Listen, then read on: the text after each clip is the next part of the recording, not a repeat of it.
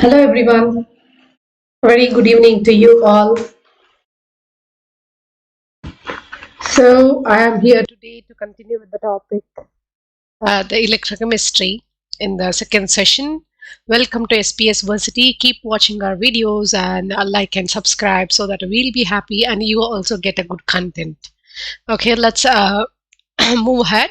What we have learned from the previous class, that's we discussed about different things, like a galvanic cell. That's what we discussed in the electrochemistry, and then a Daniell cell, and then how to deduce at different taking different electrodes, how to deduce at the E cell, EMF of the cell, and the electrochemical series. And we stopped at Nernst equation. I'm going to continue from there.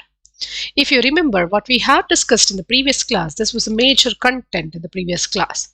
For the general electrochemical reaction of the type AA plus BB gives rise to CC and DD, where A, B, CD are the stoichiometric coefficients. That's what you get when you balance the equation, right? Then E cell. What is E cell? This is EMF of the cell when you combine two different electrodes, and then this is under non-standard conditions, and E0 cell is the is under standard conditions, like 298 Kelvin, and the concentration, when the concentration is 1 molar. Under this conditions you get E0 cell. If you have to calculate any the E cell values or the cell potential values other than this temperature and this concentration, you are going to calculate E cell.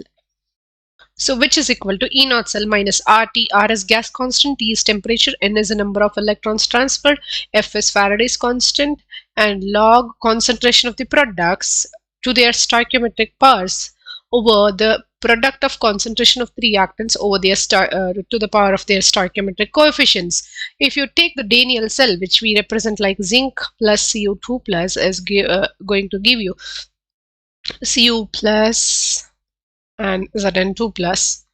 So then you write E cell is equal to E0 cell minus R is a gas constant 8.314, temperature, that's the temperature which we have given over here, N is the number of electrons transferred, that's 2. If you see Zn2 plus 2 electrons are transferred, and Cu2 plus 2 electrons are transferred. Don't take it as 4 put together. It's the 2 electrons which the zinc is giving and the copper is receiving, so it's 2. If they are not equal in number, then you have to balance and make them equal. And F is Faraday's constant. Generally we take it as 96,500, and log of concentration of the products, that's concentration of Zn2 plus time and concentration of Cu over concentration of the reactants, that's Cu2 plus Zn. And these two are the aqueous species. And this is a solid. The concentration of the solid, the metal, is considered as unity, so we can remove this one from here. And if you apply all the values to this equation, you get E cell is equal to E0 cell minus 0.0591. That's when you get all this. And if it is a general equation, 2 is replaced by N. If it is a Daniell cell, then you have 2 electrons which are getting transferred. If it is not Daniell cell, if it is any general cell, then we'll keep it as N, that's the number of electrons transferred, log of, in this particular one, Zn2 plus concentration over the reactant concentration. So I can write concentration of the product. Here you have to take only the aqueous species over the concentration of the reactant. If there is any number which you have used for balancing the equation, like the numbers, those you can put as their powers. This is what we get at the end. The scientist who gave this equation was Nernst. So this is called as Nernst equation. This helps us to find out the cell potential at any temperature and the concentration conditions. We can also come across the equilibrium constant, that's Kc. That's what we say, right? Equilibrium constant from the Nernst equation. How do we deduce it? So in the cell, for example, if you consider the Daniell cell, Zn plus U2 plus gives Cu plus Zn2 plus. At some point there will be equilibrium which is established in the reaction, because of which during the equilibrium the E cell value turns out to be 0. Okay, the E cell which we have discussed over here. the cell potential, that becomes equal to 0.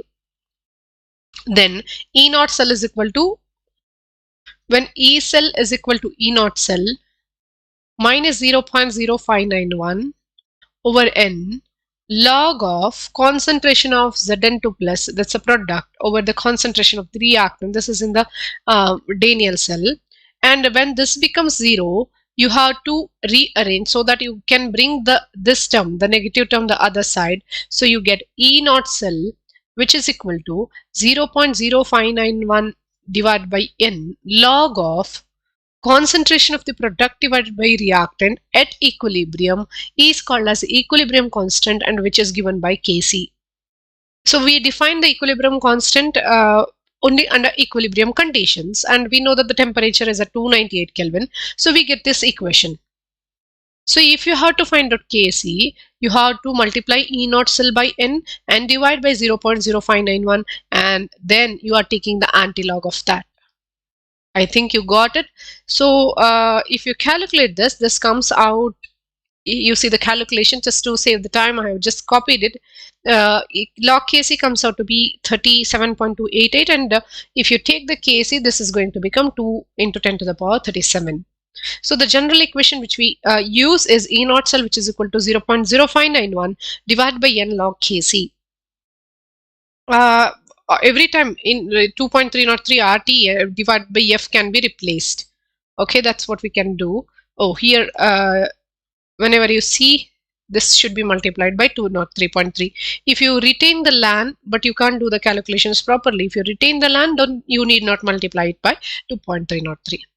Now we can even deduce at the Gibbs free energy. So what exactly is Gibbs free energy? It is the amount of energy available to do the useful work. Like if you have to do some work, you should have some energy, right? That's called as Gibbs energy. But when you do the work, what happens to the Gibbs energy? When you do the work, some amount of energy is consumed. So the energy decreases in you. So when you climb something, you are doing the work and your free energy, that the energy is going to decrease, right? So on the basis of that, we are going to calculate the Gibbs energy for the reaction. So what is Gibbs energy? It's the amount of energy available to do the useful work. So when the work is done, the Gibbs energy is going to decrease. So minus delta G is equal to work done. When you do the work, delta G decreases. So the minus symbol. Now, what is the work done over here? If you consider the Daniell cell, zinc is dipped in zinc sulfate and the copper is dipped in copper sulfate. Both solutions are connected using the salt bridge, and both the electrodes are connected using a galvanometer. Then what is it work done? You're transferring n number of electrons having the charge F across this potential difference, which is E cell. Now, so the work done or decrease in Gibbs energy, which is equal to NF E cell. Under standard conditions, you can take delta G naught is equal, just put naught over everywhere. Everywhere in the sense number of electrons and farad, they do not change. Only under E naught cell you have to change it. Where delta G is equal to NF E cell and delta G naught is equal to NF E naught. This is what you are going to do. Okay, after this, now we know that in this particular equation, if you go back here, what did we arrive at the end? E naught cell is equal to 2.303 RT NF log Kc. Now, this is the relationship between E naught cell and the Kc, and this is the relationship between delta G and NF E naught.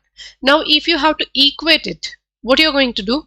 In the place of E naught, you're going to substitute this particular equation. So minus delta G naught is equal to NF times 2.303 RT divided by NF, which was already there in the equation, log Kc, and the NF get cancelled. You are left with the minus delta G naught is equal to 2.303 RT log Kc. So this is one more equation which you came across in thermodynamics in the grade 11. Okay, so again you can find out Kc. So there are different relationships. One connects E and E naught, that's called as Nernst equation. Using that at equilibrium, you can arrive at this final expression which is there in the slide. And taking this into consideration, you can calculate the Gibbs energy change, and you can interrelate Gibbs energy and also the equilibrium constant. If it is equilibrium, at equilibrium, you get Kc up here. That's a concentration of the product over the concentration of the reactant at equilibrium is called as equilibrium constant. If this is not under equilibrium at any other concentrations, then you call it as Q, where Qc is called as a reaction quotient. So Kc is at equilibrium, Qc is not at equilibrium. So depending on the conditions, you have to apply these equations and the values. So these are the list of equations which you must remember. E naught cell is equal to RTNF ln. If it is ln, then you need not multiply by 2.303. If it is a log, then you have to change it to 2.303 RT, where the 0.0591 comes into picture. And then you have delta G is equal to minus NF E cell. Not, if you apply, you have to not apply not on the other side as well. The work done, which is maximum, is equal to minus NF E naught cell. And then what is the equation for QC and KC? You can get them from this equation. So this is the triangle which connects delta G naught, K and E naught cell. So if you remember all this, definitely you can do very well in the exams. So we have a question over here. So if you're watching this, take a picture of this so that when you solve the problems, it will be really helpful. What is the standard Gibbs energy change and equilibrium constant for the following reaction at 25 degrees Celsius? So we are provided with E naught values. So from E naught values of these two different things, what you can calculate? You can calculate E naught cell, isn't it? E naught cell is equal to E naught cathode minus E naught anode. Everyone gets confused over here itself. These are the reduction potential values. What is E naught? The standard reduction potential. If it is a standard reduction potential, the one with higher reduction potential, higher value, that undergoes reduction, and that is taken as cathode. The one with the lower value acts as anode. So apply that. So it's 0.7996 minus of minus 0.447. Okay, this is how you find out E naught. And what is the relationship? Since you are watching this, help me with the next step. How are you going to find out this one? Like the next one. We know that delta G is equal to NF E naught. This is the next equation which we know. Definitely I know. Hope you also know that. Then using this, what you are going to calculate. So how do you get this? This comes out as, let me calculate, 1.247 volt. Now, what you need is this Gibbs energy change and also equilibrium constant. To find out the equilibrium constant, we have E naught cell is equal to 0.0591 divided by N log Kc. So E naught cell is known 1.247, which is equal to 0.0591. What is the number of electrons transferred over here? If you see from Fe to Fe2 plus, there are 2 electrons transferred. So divided by 2 log of Kc. Now you multiply this, divide this and rearrange, you are going to get Kc. So log Kc will be equal to 1.247 multiplied by 2 divided by 0.05. Around 42 you get, 42.13. And Kc is a antilog of that, that's 1.3 times 10 to the power 42. This is what you're going to get. Using this or using the E naught values, you can find out delta G. That's the standard Gibbs free energy change. Delta G naught is equal to minus NF E naught cell. You know what exactly is the N. That's 96,500 times E naught cell. We have calculated that 1.247. And if you multiply it, you are going to get minus 240.6 kilojoule per mole. This is what you are going to get. Since it's the energy change, we are going to give it in terms of joules, but it's 10 to the power 3, so it's 240.6 kilojoule per mole. This is how you solve this problem. I hope I'm very clear with this. Yeah, we have the next question now.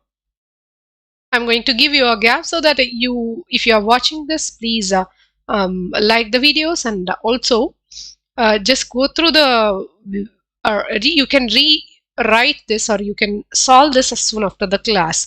If you have any doubts, you can put your doubts in the comment section and I'll try to solve them. Yeah. I'm going to give you a gap so that so what are you going to, how are you going to solve this? The next question.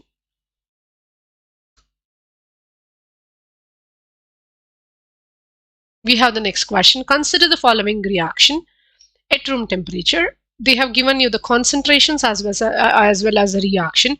How are you going to say that it is, whether if it is spontaneous or not? What method you are going to follow for it? How do you say a reaction is spontaneous or not?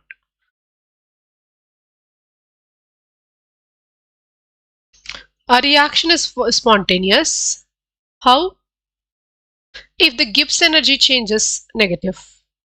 What are the reactions for spontaneity?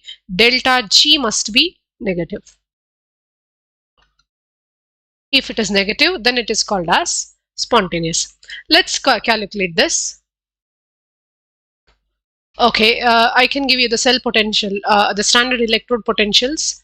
E naught Fe, that's equal to minus 0.447 volt, and E naught for cobalt, that's equal to minus 0.28 volt. Now let's calculate. How do you calculate E naught cell? I'm changing the ink, so you shouldn't get bored with the same ink color. So E naught cell is equal to E naught cathode minus E naught anode. Which is cathode now? By now you will be able to say which is cathode. The one with the lower value, that's cobalt, is cathode. So minus 0.28 minus of minus 0.447. Always remember E naught cell should be positive. So if you calculate this is going to be, so the one which undergoes oxidation. So if you see this will be, yeah. So this comes out as 0.17 volt. Then what are you going to do? E naught cobalt is 2. Okay. Cobalt undergoes oxidation. Sorry. Cobalt undergoes oxidation over here. If you see the reaction, I have to take this way. Since they have given in this form, rather than cathode, we'll see which undergoes oxidation. The cobalt is undergoing oxidation. So this is anode. And this one is undergoing reduction. So I have to take, when it is cathode, minus 0.447, since it's undergoing reduction, minus of minus 0.28. Now, what is that we are going to get? Let me calculate. This comes out as minus 0.17 volt. Now we got E naught value, and their concentrations are given. So it's not at equilibrium. So we can calculate the reaction quotient. Reaction quotient is equal to concentration of the product, that's CO2 plus, divided by the concentration of the reactant, Fe2 plus. If you calculate this, this comes out as 0.15 divided by 1.94. This comes as 0.077. After this, what we are going to do? We are going to calculate E cell. You need E cell, which is equal to E naught cell minus 0.0591 divided by N log of Q. So E cell is equal to minus 0.17 minus of 0.0591 divided by number of electrons transferred is equal to 2 log of 0.077. If you calculate,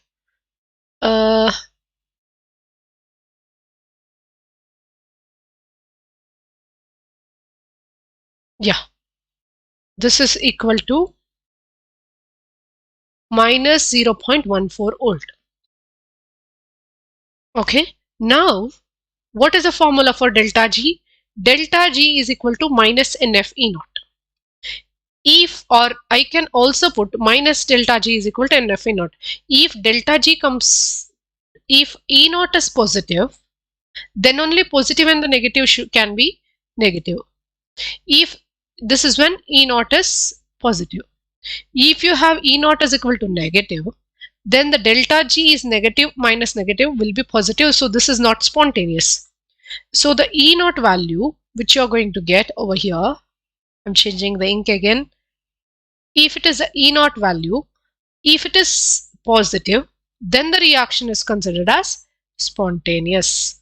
Here the E naught value is negative, so the reaction is non-spontaneous because delta G is going to become positive. So if the delta G is positive, then we don't call that reaction as spontaneous. This is how you find out. So what are the steps involved? You find out what you need. To find out delta G naught, you need E naught. To find out E naught, you need E.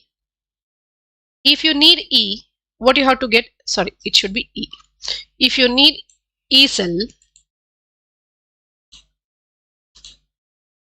under the standard conditions, okay, it is not under the standard conditions.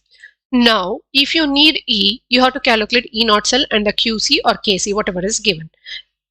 Taking them into consideration, when you calculate delta G, you will be able to say whether the reaction is spontaneous or not. What is the cell potential of the concentration cell described by? Can you see?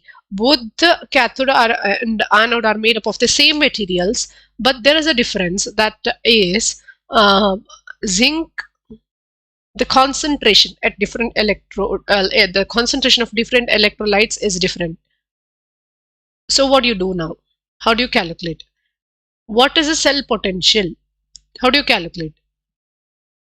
When this happens, remember, there is E naught cell. How do you calculate E naught cell? E naught cell is equal to E naught cathode minus E naught anode. Since both of them are made up of same, so the both are same. That's zinc is dipped in zinc sulfate. Again, here also zinc is dipped in zinc sulfate. So their E naught value cancels out and E naught cell comes out as 0. So now you have E cell is equal to E naught cell minus 0.0591 divided by number of electrons transferred log Kc. So E cell is equal to E naught cell is 0 minus 0.0591 divided by 2. 2 electrons are transferred. Log of Kc is concentration of the product. What is the product? How do you write the reaction? Zn plus Zn2 plus gives rise to Zn2 plus and Zn. And they have given, see, this is how you represent anode bar anodic solution, bar cathodic solution, bar cathode. And when you write anode plus cathodic solution, so Zn plus Zn2 plus, here the Zn2 plus is 0.50 molar, and here the concentration is 0.10 molar. So it's 0.5 divided by 0.1, that's going to be 5. After this, you are going to calculate different. Are you sure that it is right? Then after this, you are going to calculate. Are you sure? Or is there any doubt? So what is that you are going to get? Log of concentration of the product. Concentration of the product is Zn2 plus.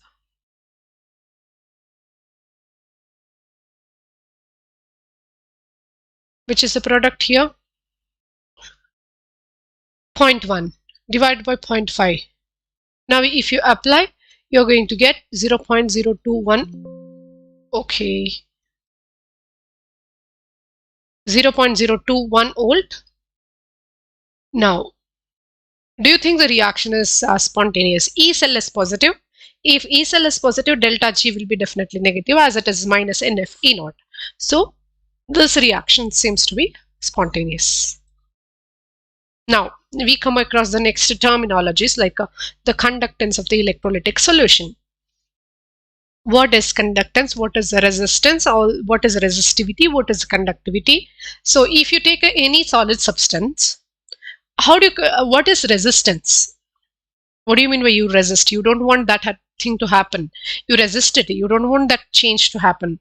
So when the teacher gives the homework, you resist. When your parents say to read, you resist. So that is the stop, right? That's what you call stop as. Whenever you say electrical resistance is given by the symbol capital R, stands for the starting letter of resistance. It is the stop or the resistance offered for the flow of current. So how is it related to any material? Always, this resistance is directly proportional to any material's length, and it is inversely proportional to cross-sectional area. So if you talk in terms of electrochemistry, we speak in terms of electrodes and the electrolytes, right? That's what comes in electrochemistry. The resistance of the electrode is directly proportional to its length over the cross-sectional area. Now you have to remove the proportionality symbol. You add a constant which is called as rho L by A, where rho is called as the resistivity. Now the unit for resistance is ohm. So this is ohm. Length is generally meter or centimeter. I'll take it as meter. Divided by area is meter times meter. That's meter square. So meter get cancelled. What is the unit of rho then? Ohm per. Here it's, if it is resistivity, how do you calculate? Ohm. This meter which was there down there, that goes to denominator. So you have ohm meter. This is the unit of resistivity. So how do you define resistivity as? When L is equal to 1, A is equal to 1, R becomes equal to rho. Now you have to define the resistivity. Resistivity of any material is the resistance offered by it if it has one unit length and unit cross-sectional area. Okay, this is what we define. This is specific resistance or resistivity, which we denote by rho. And the conductance, it is the inverse of resistance. When we said R is equal to rho times L by A. So if you inverse the whole equation, then it becomes 1 over R, 1 over rho, 1 over L by A becomes A by L. So 1 over R, that's called as 1 over resistance is conductance. It's a is for the flow of electrons. 1 over rho is called as kappa. This is a Greek letter which is called as kappa, and A by L. Now you know how to define it, right? So if the conductance, if the unit of resistance is ohm, this is mho, or it is called as Siemens, which is equal to kappa. A is meter square, length is meter, meter get cancelled, so it is mho, meter comes over here per meter. This is the unit of kappa. That's the specific conductance. So how do you define specific conductance as? It is a conductance offered by any material of unit cross-sectional area and unit length. Okay, this mho is also called as Siemens. So the unit can be Siemens per meter as well. That's what it is defined. Then we have in the materials, the metals which conduct the electricity because of the presence of electrons, and then non-metals, these generally do not conduct electricity. Exceptional cases are that, like graphite, and the semiconductors whose conductivity lies in between those of conductors and the non-conductors or the insulators. Conductors allow the electricity to pass through them.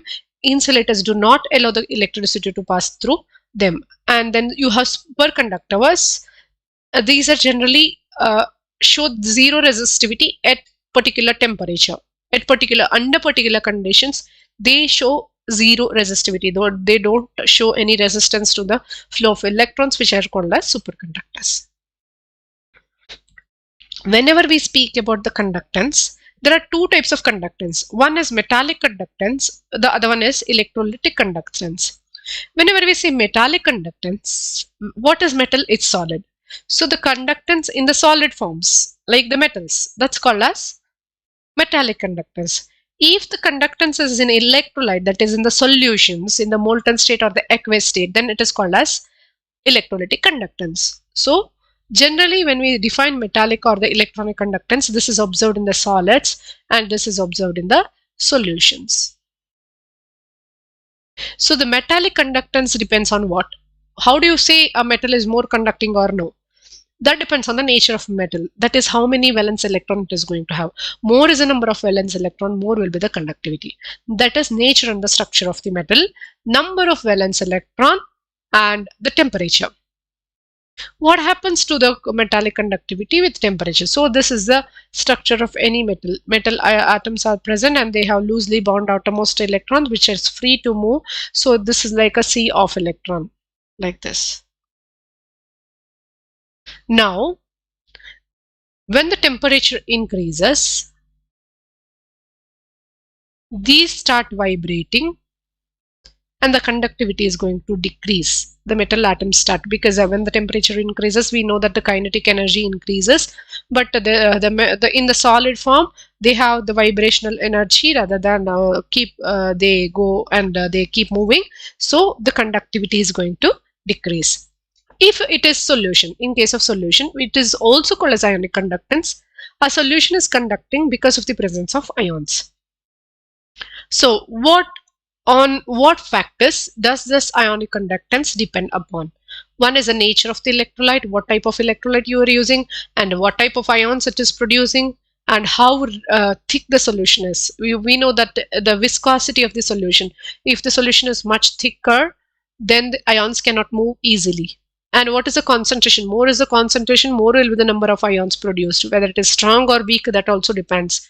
Okay, and after ionization or after putting it into solution, not ionization, they are going to produce the ions, and these ions are hydrated. So after hydration, what is the size of the ions? And the temperature. When the temperature increases, the ionic conductance is going to increase. Okay, all these are some of the factors and the differences between the metallic and the electronic conductance, metallic and the electrolytic conductance. Then we have a factor which is called as molar conductance. So guys, if you are watching us, keep supporting please. Now my next question, my next point is molar conductance. What exactly is molar conductance? How do you define it as?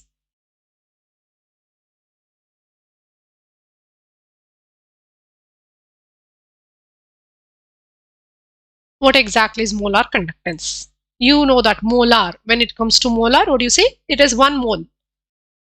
Molar conductance is when, if the conductance, if you are going to measure, that's the conductance of an electrolyte which has 1 mole of electrolyte. If you keep 1 mole of electrolyte, that contains Avogadro number of particles, and if you measure the conductance of that, that's called as molar conductance, and it is represented by the letter lambda m.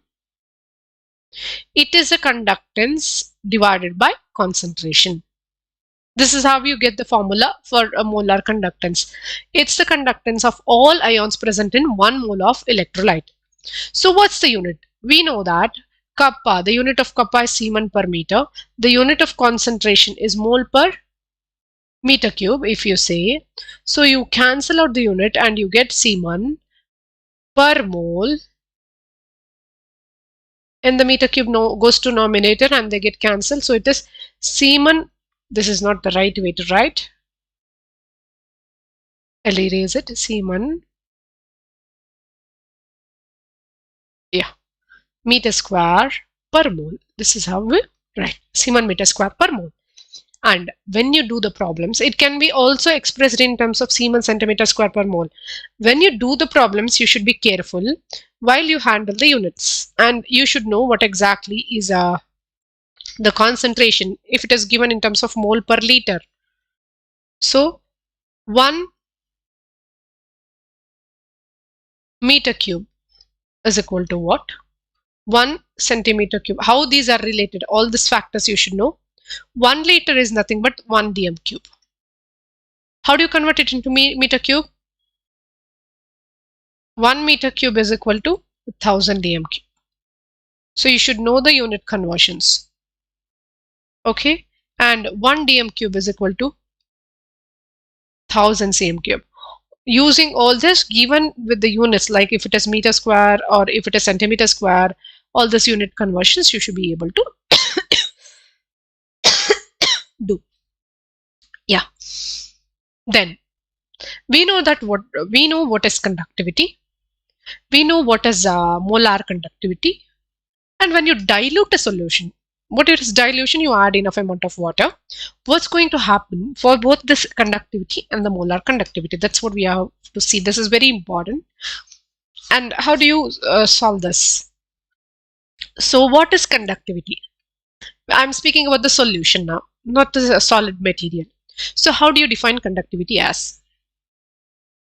Say you construct a cell taking 2 electrodes dipped in a solution.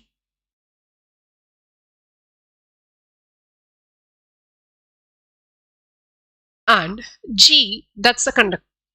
This is a G is, and what is K? K is specific conductance, G is conductance, or kappa is also called as conductivity, A by L. Now, in case of a solution, you define the conductance or kappa as it is the conductance of an electrolyte which is kept in between 2 electrodes which are separated by unit length. The separation of 2 electrodes should be 1 unit length, and the area which you find the solution over here. So this, you have this much solution of unit area. What is the conductance of all of this? This is called as the conductivity. Say there are 10 ions in this area. I'll consider there are 10 ions in this area. When you dilute the solution, what is going to happen? These ions are going to scatter. The volume increases, the ions are going to scatter everywhere. Now, the number of ions which are present in this particular area, that is going to decrease. The number of ions which are there, that decreases. When that decreases, you have the conductivity also, which is decreasing. You get that? So when you dilute a solution, if you see the conductivity of a solution which is kept in between 2 electrodes, that has particular number of ions. When you dilute it, those ions will move away. The number of ions in that particular area decreases, so the conductivity decreases. And how about the molar conductivity? How do you define molar conductivity as? It is not specified to a particular area. This is about the moles. So you keep in the same condition, you take 2 electrodes are dipped in this much solution. And see, this is 1 molar, or there is 1 mole of electrolyte in this. Now, what is concentration? Number of moles over volume, or the volume goes to numerator. So lambda m is equal to kV volume divided by the number of moles. Now, you have taken 1 mole of electrolyte, so I'll take this as 1, and you're diluting it. When you dilute, the mole remains the same, but what about the volume? When you dilute it, the volume of the solution is going to increase. When the volume increases, lambda m also increases. Because of increasing volume, and you have same number of particles, that's 1 mole, with increase in dilution, lambda m value is going to increase. That's what you have to remember. Then the next one. What happens at infinite dilution? What exactly is infinite dilution? So I'll start with this. You take an electrolyte, and I'll start with the concentration and its lambda m value. We know that here, if you see, when you dilute the solution, volume increases, lambda m increases. But whatever the concentration of the solution, that is going to decrease. See, you have 1 molar solution and you have the lambda m as 100. You dilute it, you add water to this decreases. And if you see the lambda m, it is going to increase. You add little more water, this concentration decreases, this is going to increase. Just I'm giving the random value to make you understand. And you add still more water, and you get 0.1 molar, and the square is 1000 now. You add little more water so that you get it as 0.010, and this will be, say, 5000. And you add little more water to make it this remains the same. You add little more water, you make it very weak, very dilute, and still it remains the same. Can you see after this concentration, whatever the dilution you do, the lambda m value remains the same starting from here. So this is called as lambda m naught, that is the limiting molar conductivity. What is that? When the concentration is so dilute, the lambda m keeps constant, doesn't change on further dilution. That is called as limiting molar conductivity. Now, in case of strong electrolytes, how do you find out this limiting molar conductivity or lambda m naught? So what you do, for example, you take some concentration, higher concentration for KCl, which is a strong electrolyte. You know what exactly strong electrolyte, right? Strong electrolyte is the one which dissociates completely. For example, if you take, say, KCl, since the example is given over here, I'll take the same example. I'm changing the color of the ink. Hope you're understanding what I'm explaining. If you put KCl in water, it is going to dissociate into K plus and the Cl minus. Let this be aqueous. Now, if you take 100 molecules of KCl, it completely dissociates into 100 K plus ions and 100 Cl minus ions. There is only one directional reaction from KCl to K plus and Cl minus. These are called as strong electrolytes which undergo complete dissociation. And you have weak electrolytes like acetic acid, CH3COH. This will dissociate into CH3COO minus and H plus.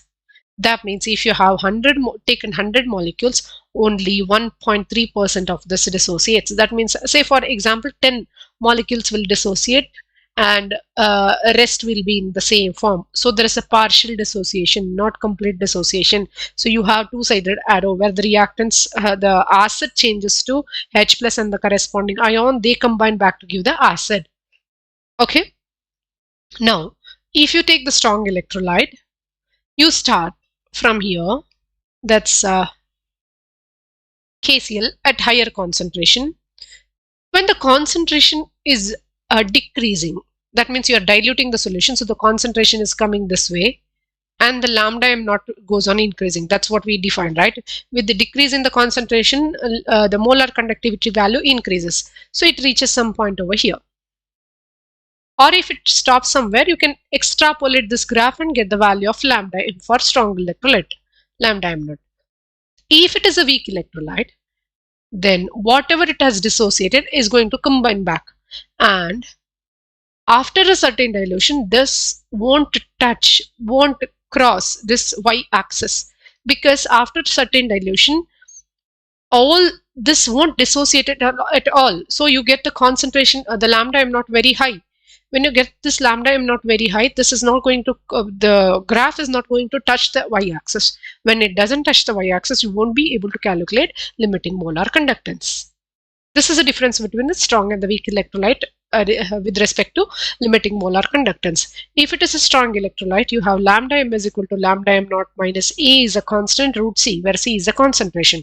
You get the graph like this. But for weak electrolytes, you can't get the graph like that. So what you do have to do, for weak electrolytes, there is some law called as Colash law of independent migration of ions.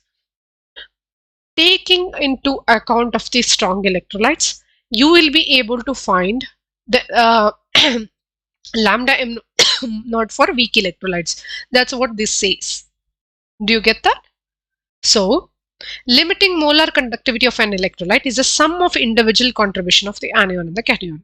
So, if you have lambda m naught, if you want it for NaCl, you calculate it as lambda m naught of Na plus, the corresponding ions, and the lambda m naught of Cl minus. This is how you calculate. So, the limiting molar conductivity of an electrolyte is the sum of the cation and the anion, the contribution of the cation and the anion respectively.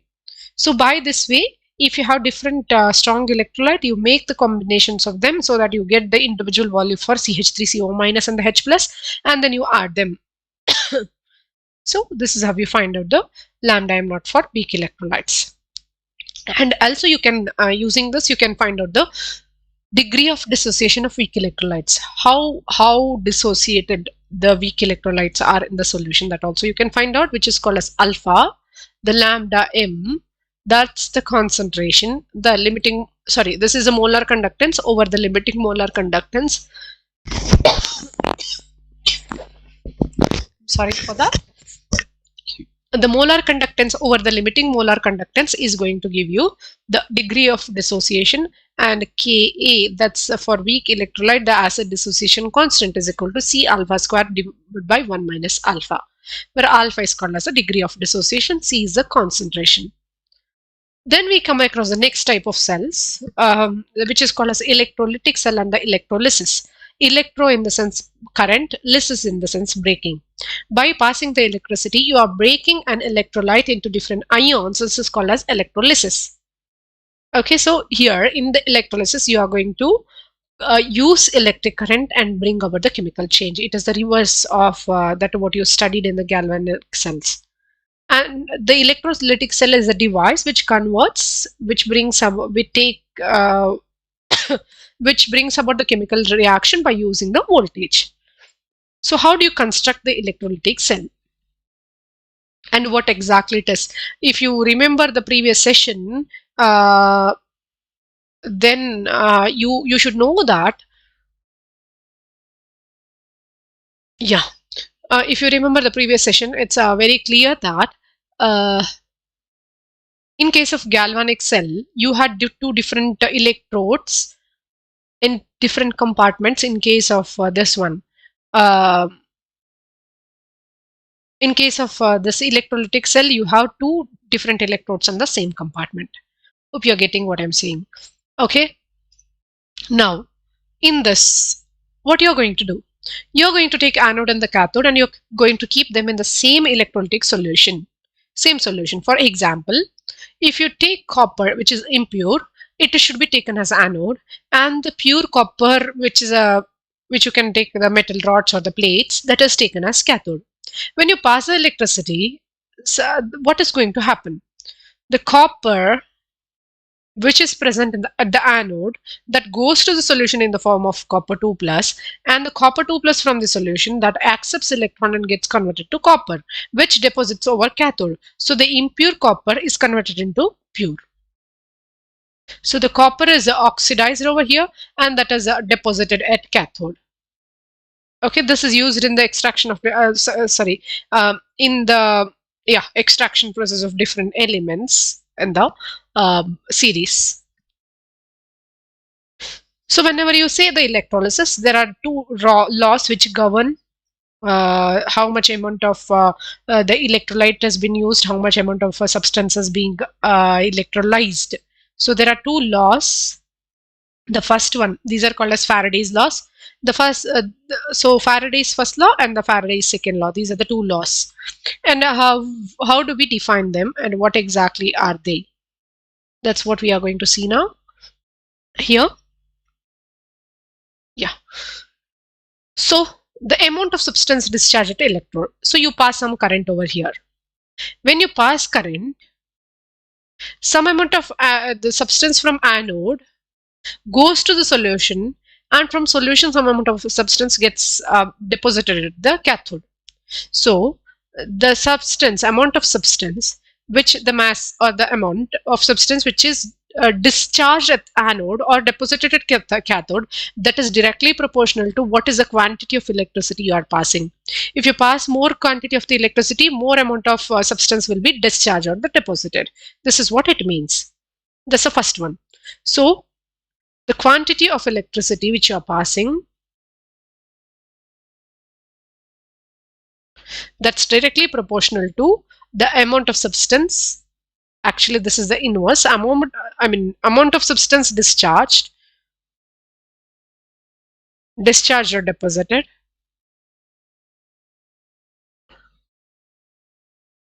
That is directly proportional to the quantity of electricity. What exactly is quantity of electricity? Quantity of electricity is nothing but how much amount of current you are passing in a given time. So quantity of electricity is Q, which is equal to I is the current, T is the time. And then the Faraday's second law. If the same quantity of electricity is passed through a solution of two different electrolytes. Say you keep Zn in the ZnSO4 and Ag in AgCl solution, and if you pass the same amount of electricity through different solution in those electrolytes, then what is the amount of substance discharged at the electrode during the electrolysis that is directly proportional to their equivalent masses? Instead of taking one, here you are taking two. Say you take two different electrodes dipped in electrolytes, corresponding electrolytes, their salt solutions, and you pass the same amount of electricity through them. So what is discharge that's directly proportional to their equivalent masses or equivalent weights? What exactly is equivalent weight over here? It is a mass, their corresponding atomic mass, divided by the number of electrons transferred. This is the Faraday's second law. And we have something called as Coulomb. What exactly is Coulomb? This is the measure of quantity of electricity. I have told what exactly is quantity of electricity. That's Q, which is equal to IT. If you're passing some current, some amperes through the substance for some seconds or some minutes or some hours, that's called as quantity of electricity. So the amount of electricity required for the oxidation or reduction that depends on the stoichiometry. For example, if you take this reaction, this is the reduction reaction where the gain of electron is taking place. If you see the numbers over here, 1 mole of electron, we speak in terms of mole, 1 mole of electron is required for the reduction of 1 mole of silver ions. Do you get that? If it is Zn, gives Zn2 plus 2 electrons. So here, since you use 2 electrons, that means you are in, if you speak in terms of stoichiometry, you need 2 mole of electrons. And what exactly is farad? It is a charge on 1 mole of electron. What is 1 mole? It's Avogadro number. What is the charge on single electron? 1.6 times 10 to the power minus 19 coulomb. So if the charge on 1 electron is equal to 1.6 times 10 to the power 19, and in 1 mole if you have 6.022 times 10 to the power 23 electrons, what is the charge on 1 mole of electron? That's Avogadro number multiplied by the charge on single electron. This comes out as 96,487 coulomb per mole, but for calculation purpose we take it as 96,500 coulomb per mole. So if you have any reaction, say copper is dipped in copper sulfate and you pass some electricity for some time, and what is the amount of substance discharge? If they ask, you have to take here the copper from 0 state changes to 2 plus, or the other way, Cu2 plus changes to Cu. So here you need 2 mole of electron. What is the quantity of electricity needed? 2 times Avogadro number times the charge. That many farads. I think you know that. That's 2 farad. Okay, we have some questions over here which you can try to solve. If you are watching, please comment.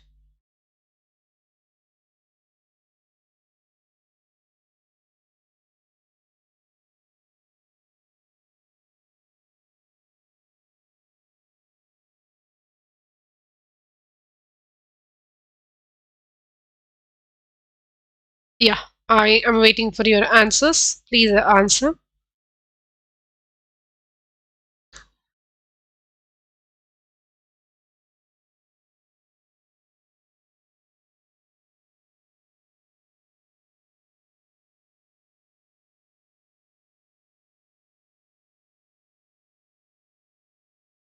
What is this? Which one of the following statement is not correct about an inert electrode in a cell? So I think you know what exactly is inert electrode and what is the active electrode. In some cases, the electrodes, they just act, they do not participate in any type of cell reaction. If you see zinc in zinc sulfate, the zinc the electrode zinc participates in the cell reaction, where if you take platinum and the silver and all these electrodes just act as a sink for the transfer of electrons. They do not participate in the cell reaction. So that is called as inert electrode. It does not participate in the cell reaction. It provides surface either for oxidation or for reduction reaction. It provides surface for the conduction of electron. It provides surface for the redox reaction. What do you think the correct answer is? It's pretty sure. I'm waiting for your answers. Which is not correct about inert electrode. It does not participate. It does not participate in cell reaction.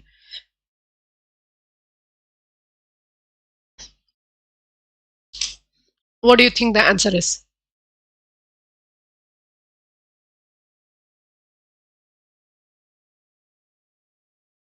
I'm waiting for your answers.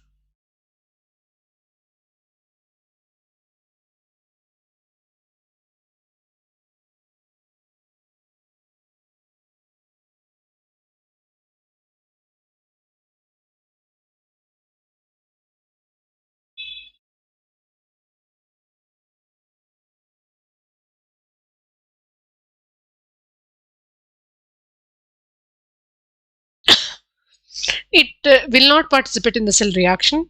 It provides surface for either for oxidation or for reduction. It provides surface for the conduction of electron. That's right.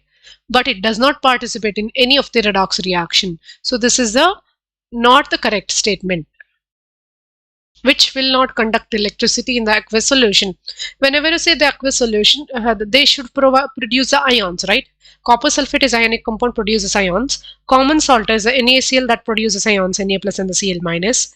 And the sugar, this does not produce any ions. No ions will be produced, because of which does not conduct electricity. If you remember from your lower grades, sugar solution, and you establish a circuit with the bulb, that bulb doesn't glow in sugar solution because there are no ions produced. This is important. What is the unit you are going to give? You just match it.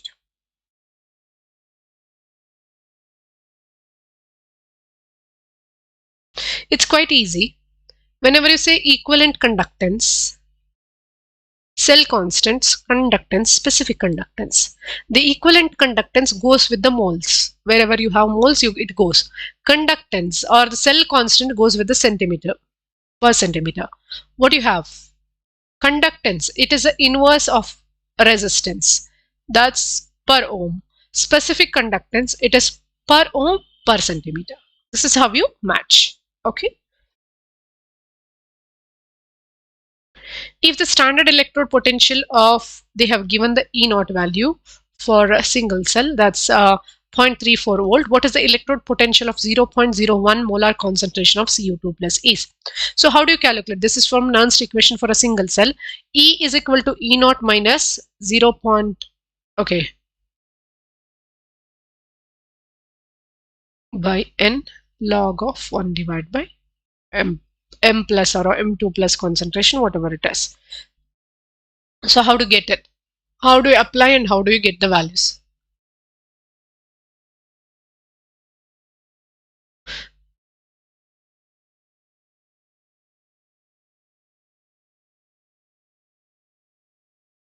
How do you get it?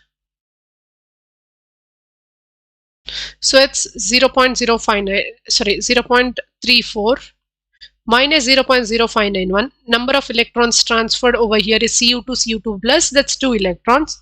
Log of concentration of copper, which is a solid, no, you don't want it, divided by 0.01. If you calculate it 0.34, sorry. When you calculate it, you're going to get the answer as 0.34 minus 0.0295. Log of 1 divided by 0.01 is log 100. That's 2. That's equal to 0.281 volt. That will be the right answer. So the correct answer would be option B. Which of the following is correct? A, minus delta G naught is equal to minus NFA naught. This is right. We'll check. This cannot be positive. It should be negative. 2.303 RT. It is not NFE naught. There should be lambda log terms. And the delta G naught is equal to minus NF. There are so many terms missing. So this can't be the answer. Okay. So that's all about today's session. Thank you for watching.